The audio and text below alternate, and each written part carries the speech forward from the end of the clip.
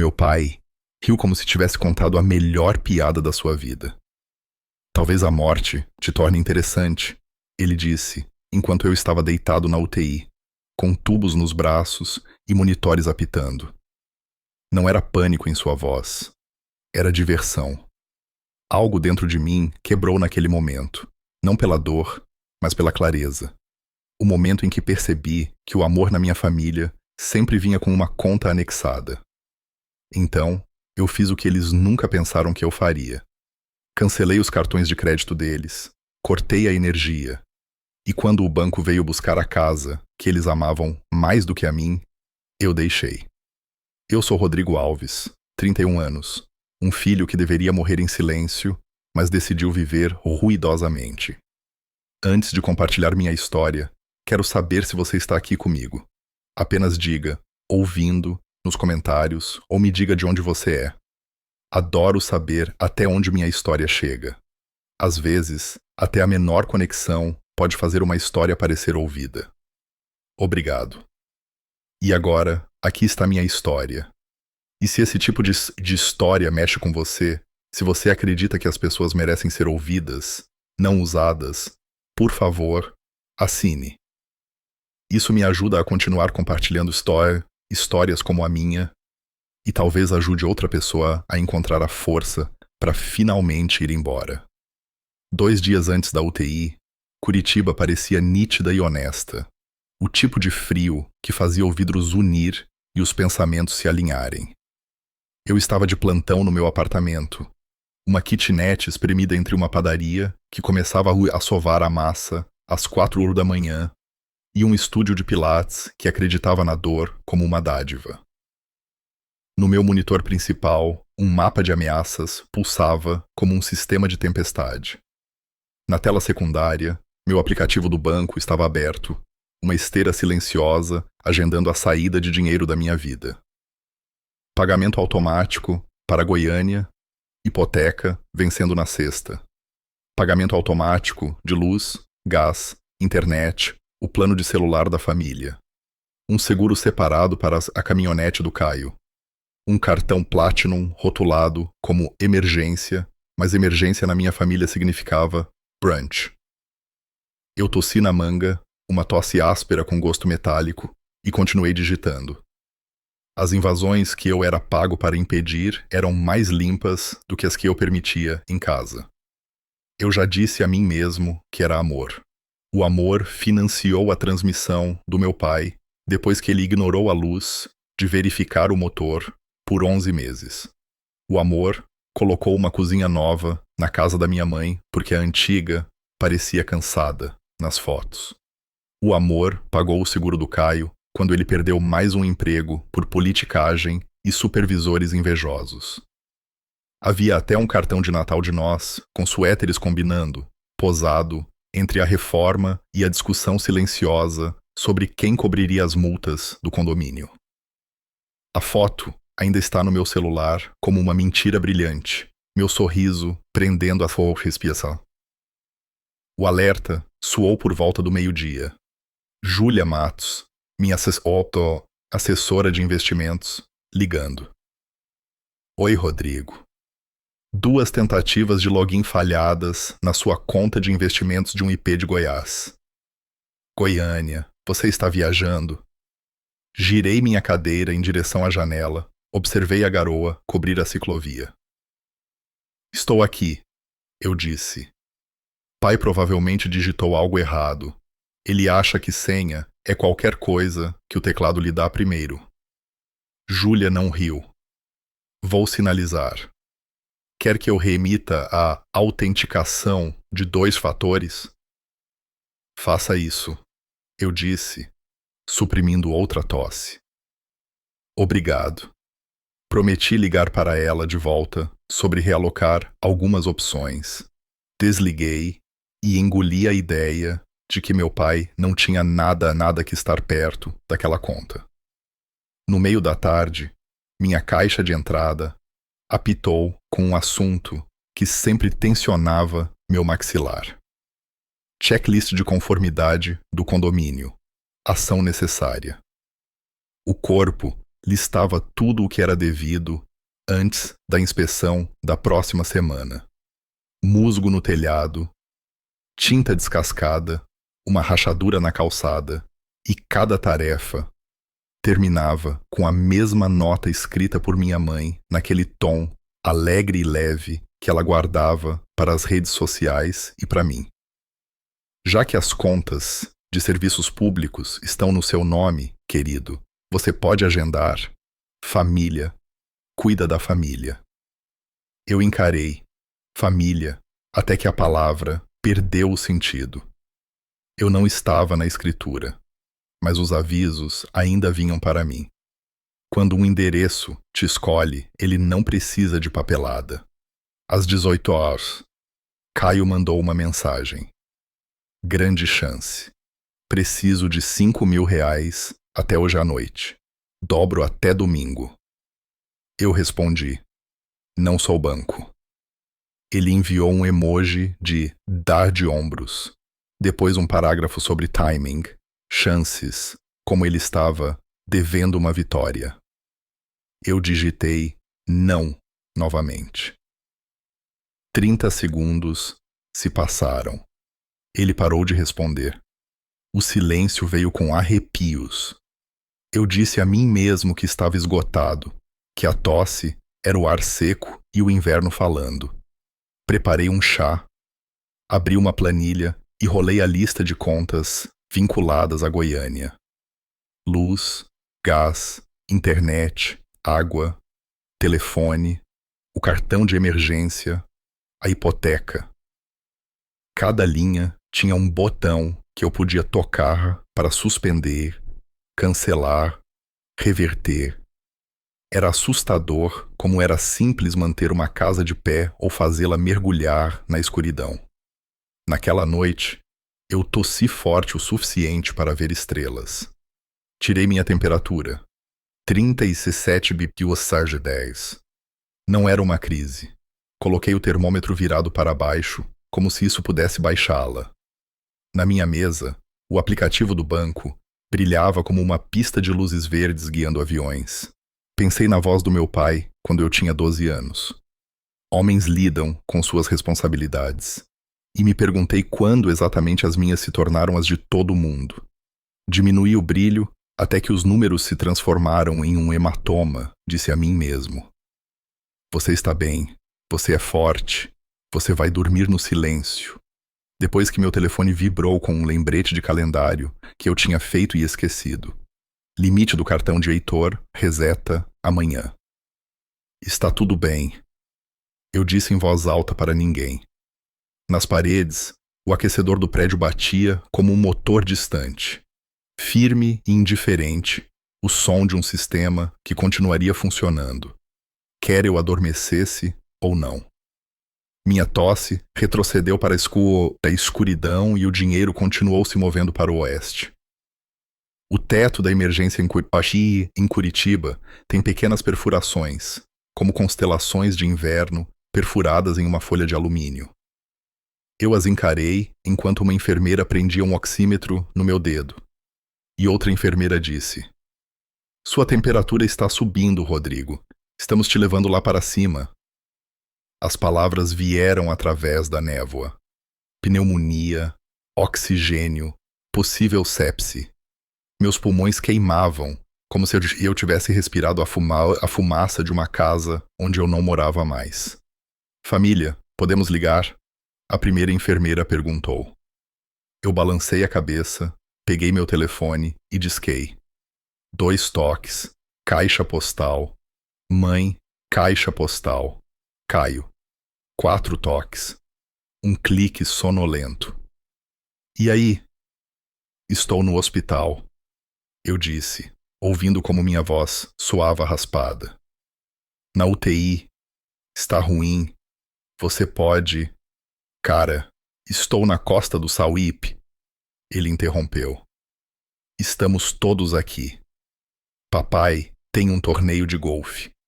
Mamãe está no spa. Estou ocupado. Eu pisquei para a luz fluorescente. Vocês estão todos aí? Sim, voos, hotel, Tudo pré-pago. Entendeu? Ele bocejou. Vou dizer a eles que você ligou. A linha ficou muda. Eles me levaram por uma sala de espera, onde a TV passava um programa de viagens, com praias e coqueiros. E a promessa de que outro lugar era sempre melhor. Na cama, tiras de plástico cruzavam meu rosto. O quarto apitava e respirava ao meu redor. E meu telefone vibrou com uma foto que não abri imediatamente. Quando o fiz, a tela se encheu com Heitor em um gramado tão verde que doía. Uma cerveja na mão. 2 homens de camisa polo, ombro a ombro, o céu da Bahia. Um roteiro para uma vida que nunca hesitava. Legenda. A vida é muito curta. Uma nova mensagem chegou antes que eu pudesse engolir a primeira. Talvez a morte te torne interessante. Sem emojis. Sem hisses. 7 palavras que soaram como um veredito. Algo em mim que sempre fora obediente se afastou. Enfermeiras ajustaram meus soros. Um médico delineou o plano. Minha cabeça repassava a fita de todos os resgates, os cartões de crédito, equilibrados, só desta vez, que se tornaram para sempre, as reformas e reparos que compraram paz por exatamente uma foto de feriado. As apólices em meu nome, para que eles não precisassem passar por uma verificação de crédito que reprovariam.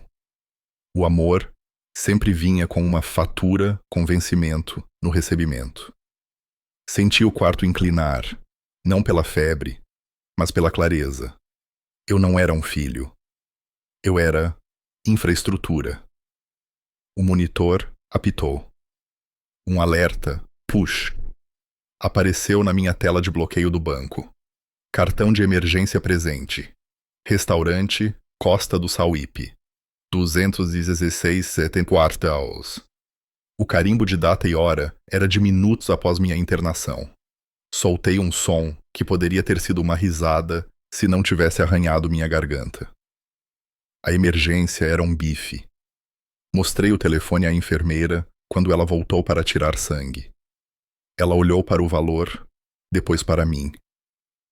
Você tem alguém que devamos listar como contato de emergência? Eu disse a ela que minha mãe já era. Ela checou o prontuário. Ninguém está listado, ela disse gentilmente. Podemos adicionar um amigo, se quiser.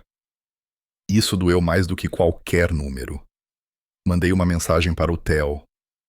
UTI, estou bem por agora. Não conte a eles. Ele respondeu em segundos. A caminho. Precisa de algo? E eu disse a ele. Não, só venha se eles deixarem. Eu não queria ligações piedosas da costa do Sauípe. Eu queria uma pessoa que me conhecesse e não quisesse nada além de mim respirando. Quando o quarto se acalmou em sua canção de ninar de máquinas, abri meu aplicativo do banco. Os botões verdes ainda estavam lá, alinhados como veias saindo do meu telefone e indo para a casa deles. Hipoteca, luz, gás, internet, telefones, o seguro do Caio, o cartão de emergência, agora quente de um restaurante na Bahia. Meu dedo pairou sobre o primeiro interruptor. Ainda não, pensei. Meu corpo, pesado e vibrando com antibióticos. Não assim, não nebuloso. Eu queria minhas decisões limpas. Mas o mapa do que tinha que acontecer havia se impresso em negrito e exato. Quebrar os canos, fechar as válvulas, recuperar o terreno que eu havia pavimentado com meu próprio dinheiro. Bloqueei o telefone e o deixei descansar sobre meu estômago, um retângulo frio lentamente absorvendo meu calor. A enfermeira diminuiu as luzes. A porta clicou. No vidro de um monitor escuro, vi meu rosto, bochechas pálidas, olhos vítreos, um brilho de vidro. Uma década de complacência esculpida nas linhas ao redor da minha boca. O céu do programa de viagens e a foto do meu pai flutuaram. A legenda em looping. A vida é muito curta. E a resposta que ele escolheu enviar ao seu filho doente. Talvez a morte te torne interessante. Lá fora, a garoa começou a passar pela janela em diagonais fáceis, cada floco obedecendo à sua própria gravidade. Minha respiração se estabilizou. As máquinas clicavam em ritmo. Os pagamentos automáticos esperavam como linhas de soro, ao contrário. Quando dormi, foi o sono profundo de alguém que já decidiu, mesmo que o corpo ainda não tivesse entendido. A manhã chegou devagar na UTI, um quadrado pálido de luz rastejando pelo cobertor, transformando cada ruga em um mapa de algo que eu havia sobrevivido. Minha febre havia quebrado em algum momento antes do amanhecer. O ar estava estéril e zumbindo, e pela primeira vez em dias, meus pensamentos se alinharam em fila reta. Encarei o monitor, os números do pulso estáveis, depois meu telefone na bandeja ao lado do copo d'água. A decisão parecia um instinto, como se o momento em que uma máquina se reinicia após uma falha. Liguei primeiro para o banco. A voz da atendente era calorosa, roteirizada, calma. Sr. Alves, como podemos ajudá-lo hoje? Pode desligar tudo, eu disse. Todos os cartões auxiliares ligados à minha conta. Marque-os como roubados. Substitua apenas o meu. Clique. Digitação. Todos os usuários adicionais removidos. Cartões cancelados imediatamente.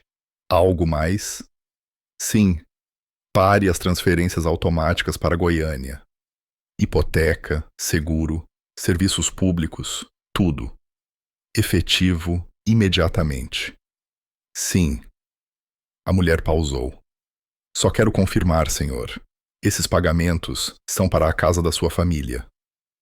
Eram, eu disse. Agora não são mais. Cada tom de confirmação que se seguiu parecia uma batida do coração se alinhando com a minha. A próxima foi Júlia Matos. Sua voz veio pela linha rápida, afiada. O jeito que as pessoas falam quando se importam o suficiente para ficarem com raiva. Theo me disse que você estava doente. Você está realmente bem? Estou melhorando, eu disse. Mas preciso que você remova meus pais e meu irmão como beneficiários de todas as contas. Todas elas. Seguro de vida, investimentos, fundos de aposentadoria. Não os quero ligados a mim no papel. Nunca mais. Ela hesitou. Rodrigo, esse é um passo enorme. Eu quase morri semana passada. Eu disse baixinho.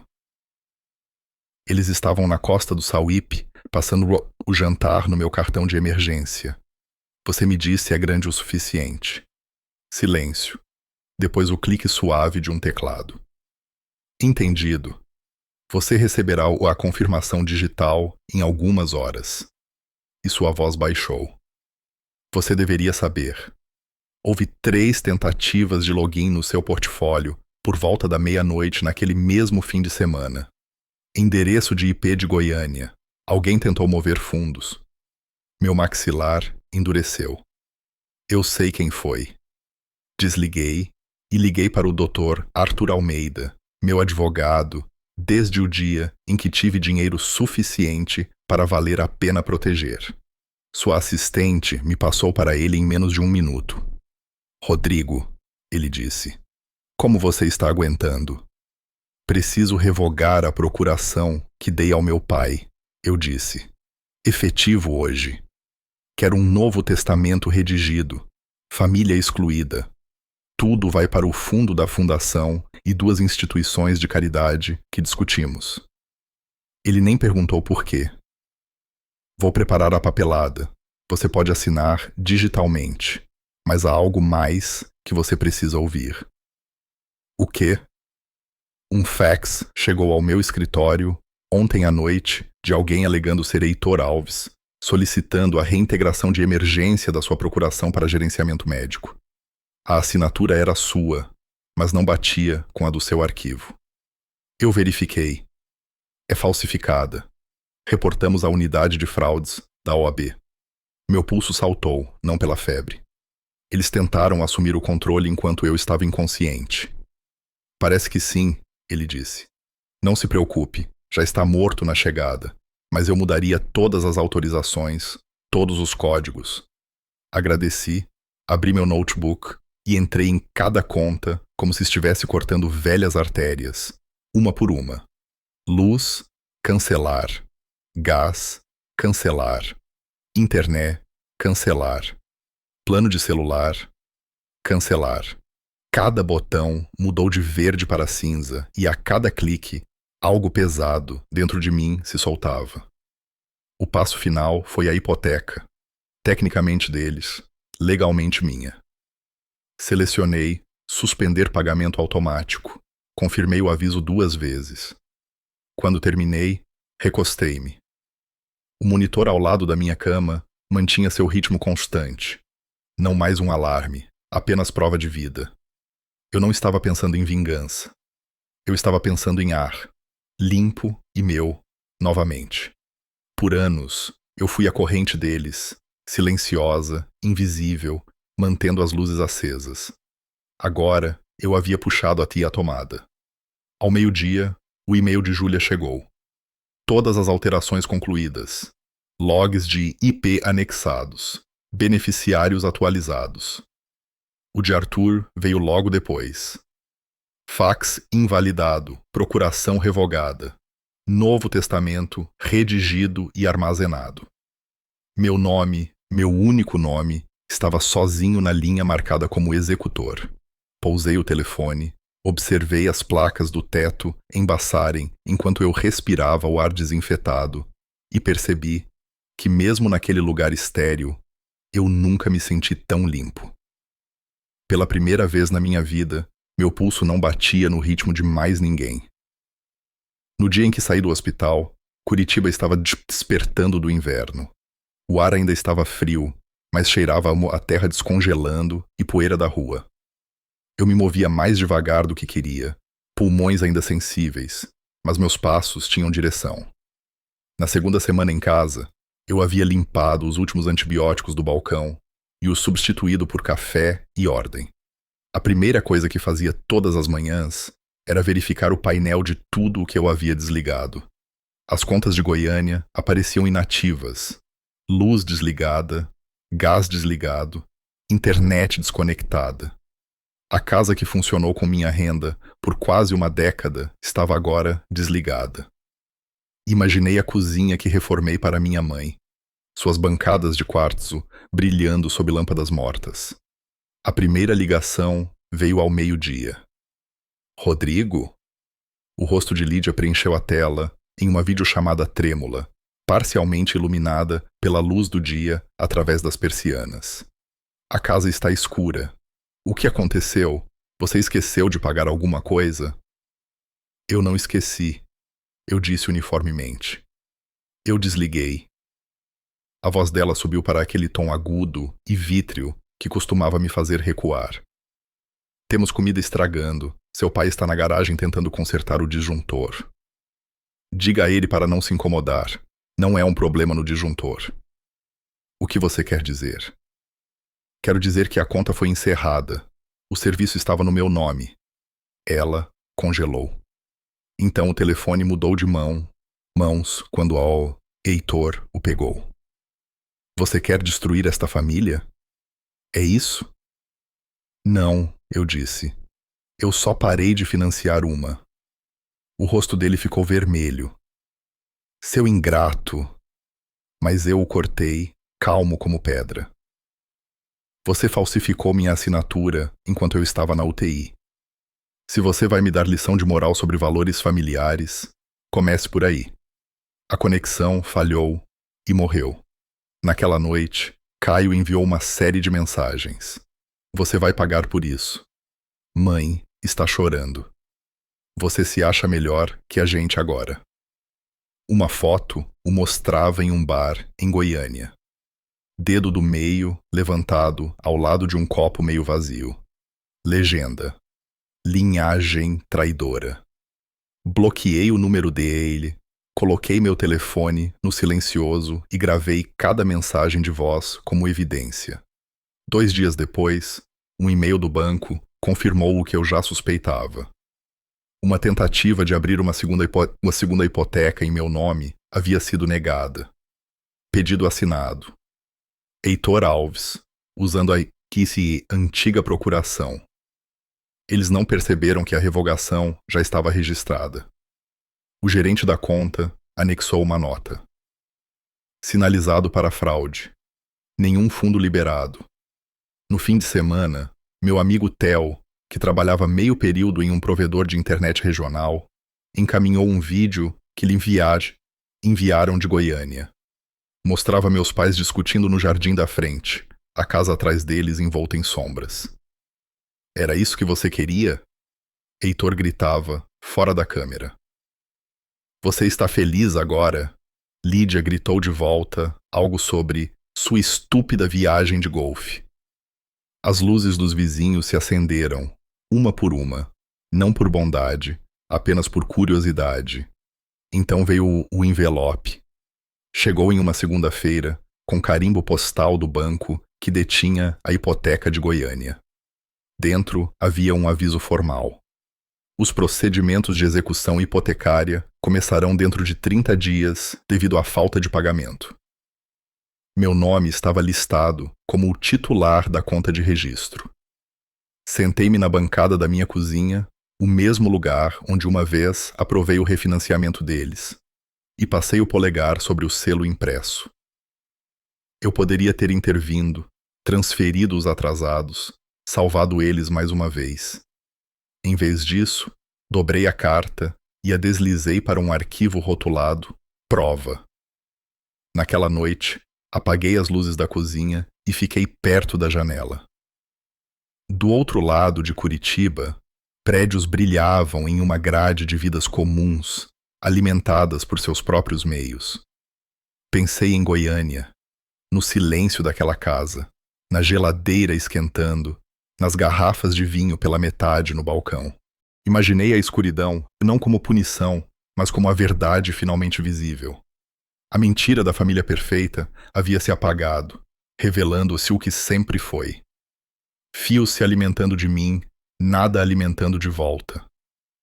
Meu telefone vibrou mais uma vez. Caio novamente. Você já provou seu ponto. Ligue de volta. Eu digitei. Eu não provei um ponto. Eu tomei uma decisão. Então apaguei a mensagem sem enviar. Na manhã seguinte, o sol entrou forte pelas persianas. E a luz no meu apartamento parecia minha. Por anos, eu fui a corrente silenciosa que os mantinha confortáveis. Agora, no blackout deles, eu finalmente vi o quão brilhante minha própria vida poderia ser. 10 dias de silêncio teriam sido um presente. Em vez disso, foram 10 dias de barulho, ligações, mensagens e alertas pipocando em todos os cantos da minha vida. No final da primeira semana, meu telefone parecia radioativo. Comecei a reconhecer o ritmo. Número privado, desliga, enxurrada de textos, depois a longa pausa antes de outra onda. Eles estavam jogando palavras como pedras, esperando que uma atingisse carne macia. O primeiro golpe veio de Caio. Entrei no escritório na segunda-feira de manhã e encontrei Theo esperando perto da copa, segurando o telefone para mim como uma má notícia. Você precisa ver isso, ele disse. Na tela estava o post de Caio no Facebook. Meu irmão deixou nossos pais sem teto depois de tudo que fizeram por ele. Uma foto da casa em Goiânia, janelas escuras, legendada como um obituário. Comentários rolavam abaixo. Amigos da nossa cidade natal escrevendo coisas como ele pôde e o dinheiro muda as pessoas. Alguns, no entanto, revidaram. Eles não foram jogar golfe enquanto ele estava na UTI? Um amigo escreveu. Outro postou o print da viagem à costa do Sauípe. Eu rolei até meu polegar doer.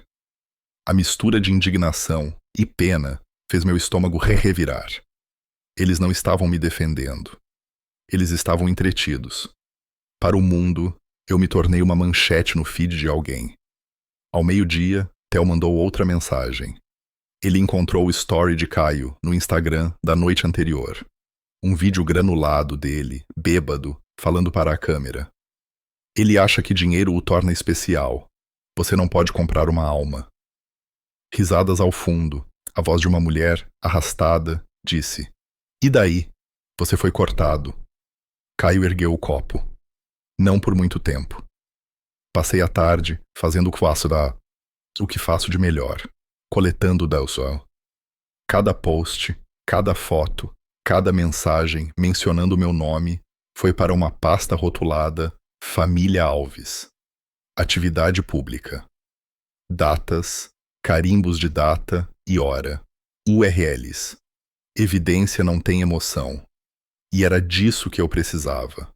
Algo frio o suficiente para segurar sem queimar. Às 15 horas, meu telefone tocou com um código de área de Curitiba que eu não reconheci. A voz de Lídia veio antes que eu pudesse dizer alô. Ela estava chorando, ou fingindo. "Rodrigo, não podemos viver assim. A energia ainda está cortada. O banco não para de ligar. Apenas pague a hipoteca, querido. O resto a gente resolve." Eu não disse nada. "Por favor," ela sussurrou. "Você está punindo sua própria mãe." Ainda nada. Então seu tom endureceu.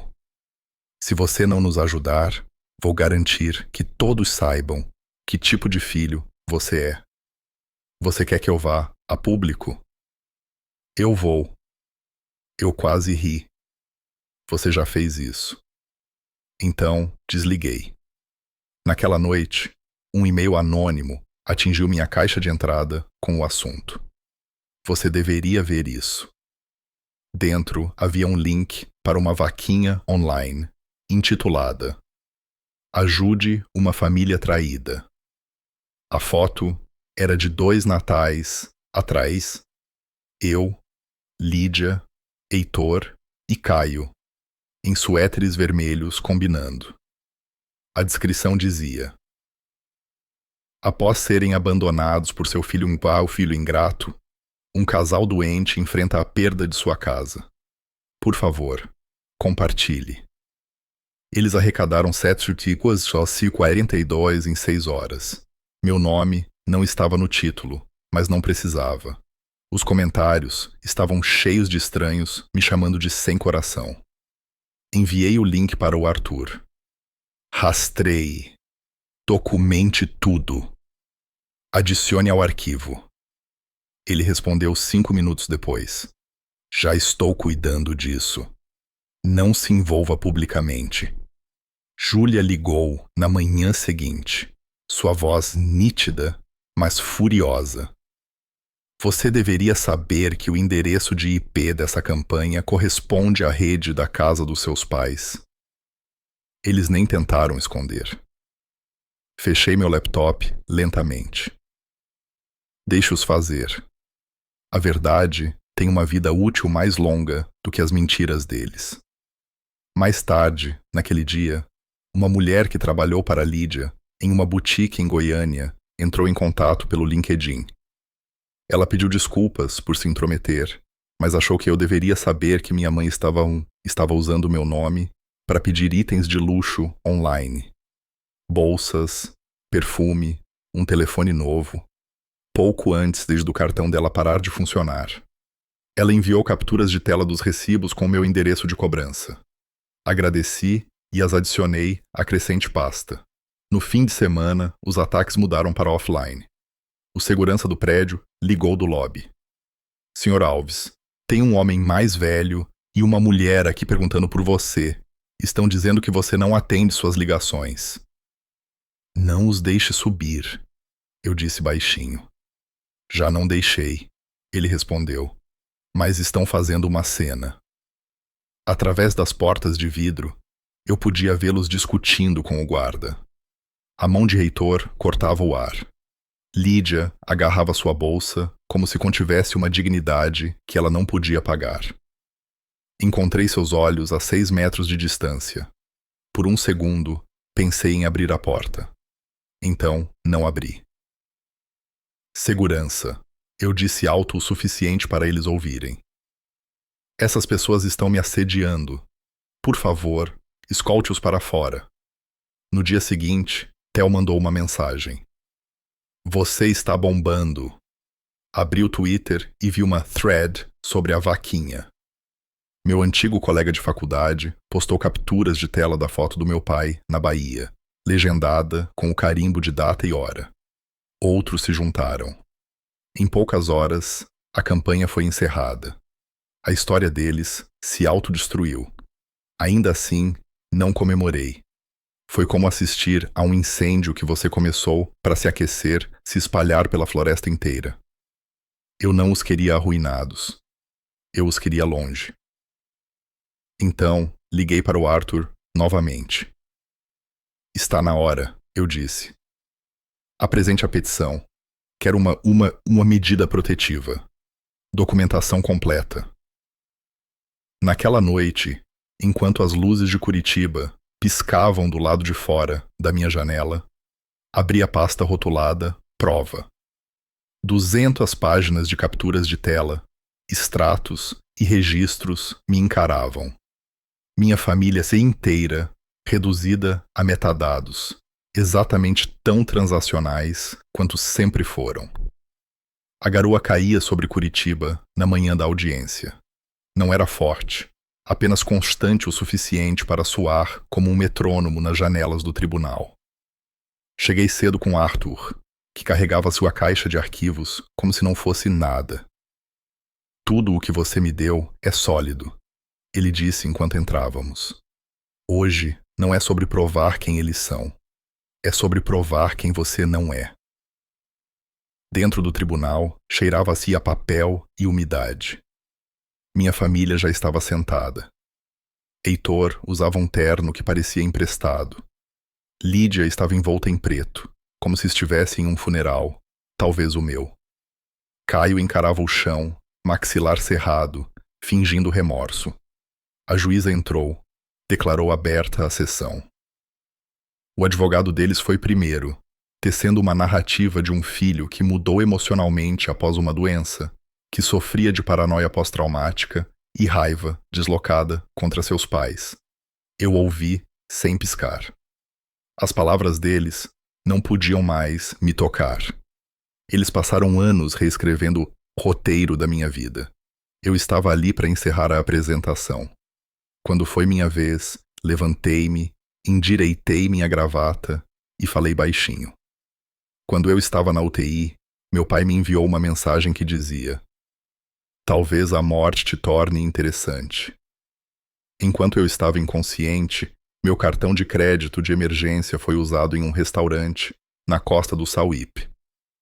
Enquanto eu me recuperava, eles falsificaram minha assinatura para tentar acessar minhas contas. Isso não é mal entendido, é intenção. Arthur colocou os fichários codificados por cores sobre a mesa. Cada aba, um capítulo do que eles haviam feito. Mensagens de texto, extratos bancários, os carimbos de data e hora dos posts da Bahia, o fax da procuração falsa que Arthur interceptou, os registros da vaquinha com o endereço de IP de Goiânia, o relatório do segurança do meu prédio. Ele falou claramente. Sem teatro. A verdade não precisava de música. Heitor tentou interromper, a voz subindo. Ele está distorcendo tudo. Estávamos desesperados. Senhor Alves, disse a juíza, firme. Sente-se. Pela primeira vez, desde que tudo isso começou, ele obedeceu.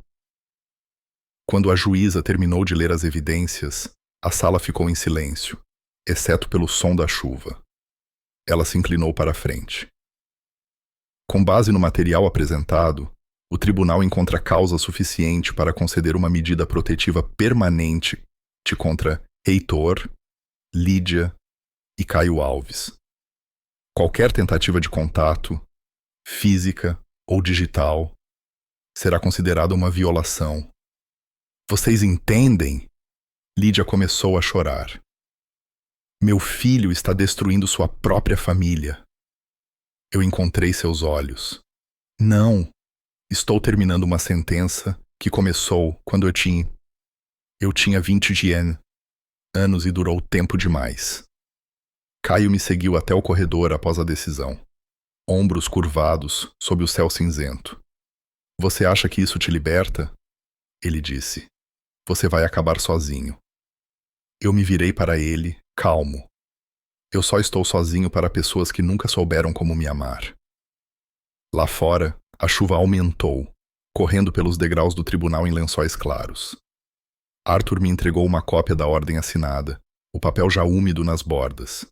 Está feito, ele disse. Você pode respirar agora. Olhei para as nuvens. Eu já estou. Do outro lado do estacionamento, Heitor e Lídia discutiam ao lado do carro. Vozes, agudas, mas abafadas pela chuva. Caio bateu a porta e saiu primeiro. Um repórter tirou uma foto da calçada. 3 figuras fraturadas pelo tempo e pela luz, o tipo de imagem que acaba enterrada em um arquivo de notícias de cidade pequena, sob briga de família, leva à ordem judicial. Quando saímos, Arthur perguntou se eu queria uma carona para casa. Eu disse que não. Eu queria andar. A chuva encharcou meu casaco, fria, mas purificadora. Cada passo parecia mais leve, como se o peso fosse de dados o tempo todo, e deletá-los tivesse liberado o disco rígido. Na esquina, parei sob o relógio do tribunal, observando o ponteiro do segundo se mover. Por anos, minha vida girou em torno das emergências de outras pessoas. Agora, pela primeira vez, eu não tinha nenhuma.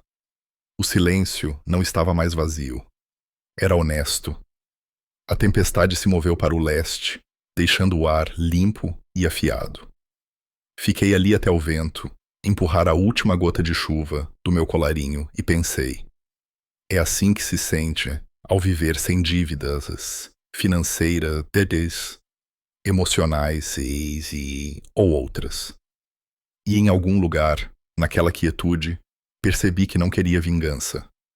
Eu queria paz. E a paz, finalmente, estava disposta a ser minha. 3 semanas após a audiência, minha vida ficou estranhamente quieta. Sem telefone zumbindo na mesa de cabeceira, sem mensagens iluminando minha caixa de entrada, sem novos incêndios para apagar.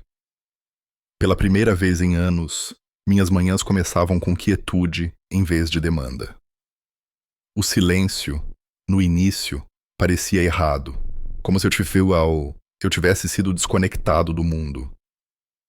Mas enquanto a luz rastejava pelo horizonte de Curitiba, percebi que não era vazio. Era paz. O café fumegava na minha mão enquanto eu ficava perto da janela, observando a cidade se mover abaixo. Pessoas com lugares para ir, vidas para manter. A minha era finalmente minha. A ordem judicial estava em vigor, minha conta segura, meu nome não mais atrelado às escolhas de ninguém. Eu deveria me sentir triunfante. Em vez disso, apenas me sentia estável. Naquela tarde, encontrei Marcos Cagliari, meu antigo supervisor de anos atrás. Ele acompanhou minha carreira silenciosamente e agora estava chefiando a Ironcrest Analytics, em Porto Alegre. Encontramo-nos em um pequeno café no centro, o tipo onde as conversas tinham peso. Ouvi o que aconteceu, ele disse. Você não me deve uma explicação. Eu apenas reconheço pessoas boas quando as vejo. Ele deslizou um contrato pela mesa. Diretor de segurança cibernética, o dobro do que você ganha agora. Participação acionária, controle criativo, equipe completa. Eu não precisei pensar muito. Assinei com a mesma caneta que Arthur me deu após a audiência. Uma elegante, pesada, gravada com minhas iniciais. Aquela caneta um dia assinou papéis legais, me defendendo. Agora estava construindo algo novo. Empacotar Curitiba levou menos tempo do que eu esperava. Eu já havia me desfeito de tanto que as caixas pareciam quase sem peso. Na noite anterior à partida, andei pelo apartamento uma última vez. Ainda cheirava levemente a chuva e papel velho. Sussurrei um obrigado, silencioso às paredes por me aguentarem durante a tempestade. Dirigindo para o sul, a estrada se abriu, limpa. Em um posto de gasolina solitário em Santa Catarina, meu telefone apitou. Execução hipotecária concluída. Propriedade retomada. As palavras deveriam doer. Não doeram. Encarei a tela sob a luz fluorescente, o vento do sul roçando minha jaqueta, e senti apenas alívio. Aquela casa havia sido um monumento a tudo que paguei, em culpa. Agora tinha desaparecido. Porto Alegre me cumprimentou com uma luz que parecia viva. Meu novo apartamento tinha vista para o rio. O ar cheirava a cavô, a carvalho e pedra molhada. Comecei meu novo emprego no dia seguinte, mapeando uma estrutura de segurança em um quadro branco, enquanto minha nova equipe observava. Vamos construir do zero, eu disse. Desta vez, nada passa. Eles assentiram. Eles não sabiam que eu também estava falando sobre minha própria vida. 3 noites depois, encontrei um envelope pardo, deslizado por baixo da minha porta. Dentro havia uma foto da casa em Goiânia, janelas tapadas com tábuas, o aviso do banco pregado na frente. Através dela, alguém havia rabiscado. Você nos arruinou. A caligrafia era inconfundível. Caio. Encarei por um momento, depois rasguei a foto ao meio e a joguei no lixo. Naquela mesma noite, um texto apareceu de um número não listado. Você acha que está seguro agora? Encaminhei para o Arthur. Em minutos, ele retornou a ligação. Telefone pré-pago, chip temporário. Não responda. Sua voz era calma, eficiente, como a de um homem que já venceu essa luta uma vez antes. 2 dias depois, um aviso judicial chegou. Heitor apareceu perto do meu antigo escritório, em Curitiba. Outra violação. Outro aviso. Eu não precisei fazer nada. O sistema funcionou. Pela primeira vez, a justiça não precisou da minha ajuda. Naquela noite, fiquei na minha varanda. O horizonte de Porto Alegre brilhando abaixo. O silêncio não era mais pesado. Era conquistado. Pensei em tudo o que havia sido tirado e em tudo o que eu havia recuperado. O silêncio não era a ausência de vida. Era o som de finalmente possuir a própria vida. 2 anos depois, Porto Alegre havia se tornado meu lar. O Guaíba brilhava em ouro ao entardecer. E o latido de Huxley era o primeiro som que me cumprimentava todas as noites. Meu mundo havia se moldado novamente. Rotina, trabalho, alguns amigos de verdade, alguém que ouvia. A paz havia aprendido meu nome. Uma noite, no final do outono, parei no Zafari para comprar ração e jantar. A loja estava meio vazia, o ar frio saindo dos corredores de congelados. Eu estava pegando uma caixa de leite quando ouvi uma voz atrás de mim. Rodrigo! Fazia anos que eu não a ouvia, mas o som ainda carregava seu peso. Eu me virei. Heitor estava lá, sob as luzes brancas e nítidas, mais magro, mais velho, segurando um livreto de cupons como se pudesse salvá-lo. Seu cabelo tinha ficado grisalho, seus ombros curvados, como se a gravidade finalmente tivesse cobrado sua dívida. Você parece bem, ele disse suavemente. Ouvi dizer que estava em Porto Alegre. Estou, eu disse. Ele assentiu, o silêncio se estendendo entre nós. Eu sei que fui longe demais, ele disse. Finalmente. Eu sei o que fiz. Eu só queria que você soubesse que eu entendo agora. Por um momento, o monitor do hospital piscou em minha memória. O texto, o silêncio, a linha vazia que dizia: talvez a morte te torne interessante. Esperei pela raiva, mas nenhuma veio. Havia se consumido há muito tempo. Entender ajuda, eu disse, mas não conserta nada. Ele olhou para baixo. Não estou pedindo para consertar. Eu só queria te dizer. Eu sei, eu disse.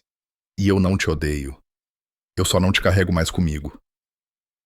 Heitor engoliu em seco, olhos avermelhados. Você está feliz? Estou, eu disse simplesmente. Ele acenou uma vez, quase grato, depois deu um passo para o lado. Cuide-se. Você também, eu disse e empurrei meu carrinho por ele. Quando virei o corredor, vislumbrei-o parado sozinho entre as portas do freezer, banhado pela luz fria fluorescente, segurando seus cupons como se ainda pudessem comprar redenção. Lá fora, o ar estava quente, a noite gaúcha zumbindo com grilos. No caminho para casa, Theo mandou uma mensagem. Venderam a casa antiga. Estão alugando nos arredores de Goiânia. Li uma vez, sorri fracamente e não respondi. O passado finalmente havia terminado o que eu comecei. Quando entrei na garagem, um envelope creme esperava na caixa de correio. Dentro havia um convite de casamento de Caio. A caligrafia era familiar, trêmula, mas confiante. No final, não precisa responder. Só queria que você soubesse que ainda estamos aqui. Dobrei-o gentilmente e o coloquei em uma gaveta. Alguns fantasmas não precisavam ser exorcizados. Eles só precisavam desaparecer. Nora me encontrou na varanda com Huxley, trotando ao seu lado. Dia longo? Ela perguntou. Na verdade, não, eu disse. Apenas o tamanho certo. Sentamos juntos enquanto a luz da cidade se espalhava abaixo de nós, o ar denso, com cheiro de chuva e cedro. Contei a ela sobre o supermercado, como foi estranho vê-lo como apenas um homem em um corredor de congelados, não um monstro do meu passado. Ela sorriu suavemente. É assim que você sabe que acabou, ela disse. Olhei para o morro, lembrando do bip dos monitores do hospital, do eco-oco da voz dele e dos anos que levei para silenciar ambos. Ele disse que a morte me tornaria interessante. Murmurei. Mas acontece que viver em silêncio era tudo o que precisava. Nora encostou a cabeça no meu ombro.